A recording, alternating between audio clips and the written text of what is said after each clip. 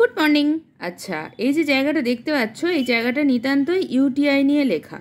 আমি এই কয়েক বছরের অভিজ্ঞতায় বলতে পারো, এত ইউটিআই ভোগা মানুষজন দেখেছি এবং তাদের রিপোর্ট নিয়ে এত কনফিউশন দেখেছি, মানে তাদের জীবনে এত কনফিউশন দেখেছি।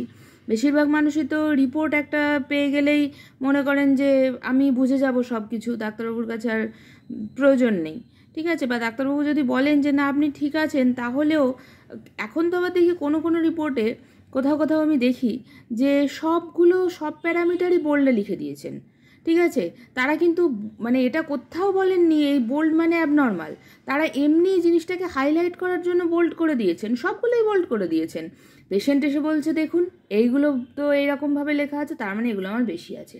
তো তাদের তো আমি বুঝিয়েও পারি না। কাউকে আরইএমই করতে দেওয়া হয়, তারা সপ্তাহে সপ্তাহে কালচার এবং অ্যান্টিজেন যে স্পেসিফিক টেস্টগুলো হয়, ঠিক আছে, অ্যান্টিবায়োটিক যেগুলো নিতে পারবে না অ্যানল, সেইগুলো প্রত্যেক সপ্তাহে 15 দিন অন্তর অন্তর করিয়ে আনেন। যাই হোক, সেসব অভিজ্ঞতা আমি আর মনে করতে চাই না, জীবনে অনেক উল্টোপাল্টা অভিজ্ঞতা হয়েছে এদের চক্করে।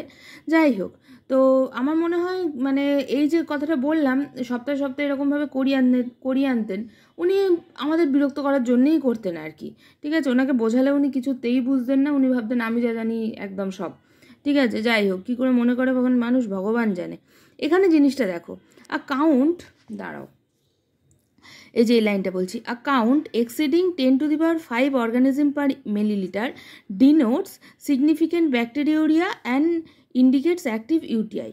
এমনিতে আমাদের ইকোলির জন্য হয়, আরও অনেকের জন্য হয়, দাঁড়াও কোথায় গেল, এই যে ক্লেপসিয়েলা, প্রোটিয়াস, সাইট্রোব্যাক্টার, এদের জন্য এমনি হয়। ইকোলির সাথে ইকোলি সব থেকে বেশি থাকে, তার সাথে এরা থাকে। গ্রাম পজিটিভ স্ট্যাফাইলোকক্কাস, কেউ স্ট্রেপ্টোকক্কাস, এরা থাকে। যারা সুগারের রুগী তাদের হয় এই যে ক্যান্ডিডা অ্যালবিকান্স, এরা বড় রকমের জীবন এফেক্ট ফেলে সুগারের রুগীদের, ঠিক আছে। In diabetic and immuno compromised patient, যাদের ইমিউনিটি কম আছে, ঠিক আছে, তাদের জন্য। এবার দেখো, এবার যেটা বলছি, এখানে বলছে যে ব্যাকটেরিয়া, এই এতগুলো ব্যাকটেরিয়া, ঠিক আছে, এতগুলো ব্যাকটেরিয়ার মধ্যে যদি কোনো ব্যাকটেরিয়া আমরা দেখতে পাই 10⁵ হয়ে আছে তার বেশি পার এমএলএ, তখন আমরা বলতে পারি, তার বেশি হয়ে আছে, তখন আমরা বলতে পারি যে অ্যাক্টিভ ইউটিআই, ঠিক আছে।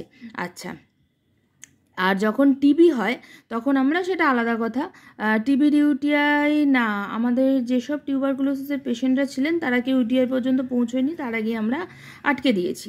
আচ্ছা, যাই হোক, আর একটা জিনিস দেখো, আর একটা জিনিস আছে, সেটা হচ্ছে পাস সেল, এটাও খুব ইম্পর্টেন্ট।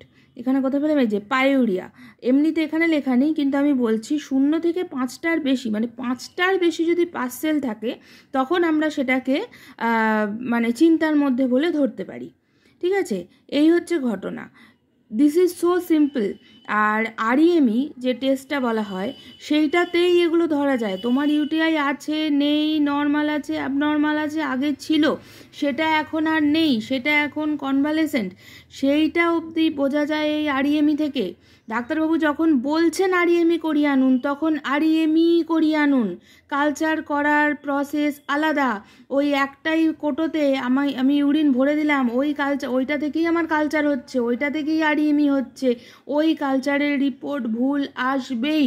তখন ডাক্তারবাবুর সাথে বেকার তর্ক করে কোনো লাভ নেই।